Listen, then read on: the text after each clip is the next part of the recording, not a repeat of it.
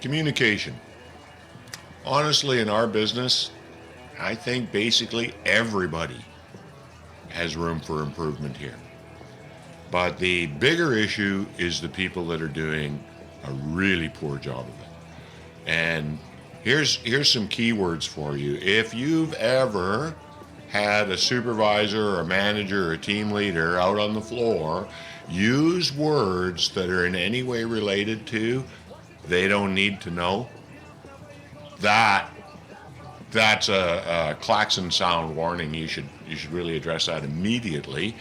And the results within the workforce from having people out there saying silly things like that are also almost immediate. And you're going to actually be in damage control basically right from the get-go. So you can't really, in our business, over-communicate. I don't know why people struggle with this at both management and leadership levels. There is no, we're oil, gas, and energy, man. Like, there is no need to know issues, right? And when you hear somebody say, oh, they don't need to know, that is just bald-faced laziness. That's what that is. Like, we gotta stop that. The only thing that's going to counter the made-up stories and lies that are so damaging, and I'm not even talking about just in facilities, I'm talking about in life and in just general society, the only way to counter what's made up is by a steady, accurate flow of facts and data. And that facts and data should be delivered without any partisanship of any kind. It should just be facts and data, right? So to wrap this up again in terms of turnaround, every turnaround team should have a SharePoint page. Every turnaround team SharePoint page should be open to read access for literally the entire company. Again, need to know is a silly statement. If they want to know, they can know. I think you need to go further than that. So that's passive communication. I think that you need to, as a turnaround team, do push level, like a more aggressive approach. I would suggest, because it's so easy to do nowadays, that you should have an email newsletter for any facility turnaround that should start right at T-24. Publish it once a month, if at least, and twice a month is even better. You know, and just communicate everything.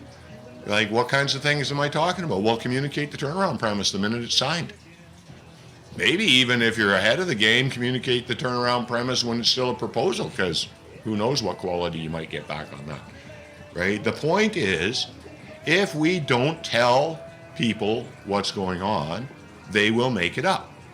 And when they do, it'll almost never be in our best interest, right? The facts are in our best interest because that's what gets us to success, right? So don't leave it up to the rumor mill, right? I knew a maintenance manager who, in addition to being one of these people that used to say, oh, they don't need to know, he also had another saying that used to drive me insane where, oh yeah, I know they're all upset out there, but it doesn't matter whether I address it or not because, you know, they'll just find something new to be upset about tomorrow.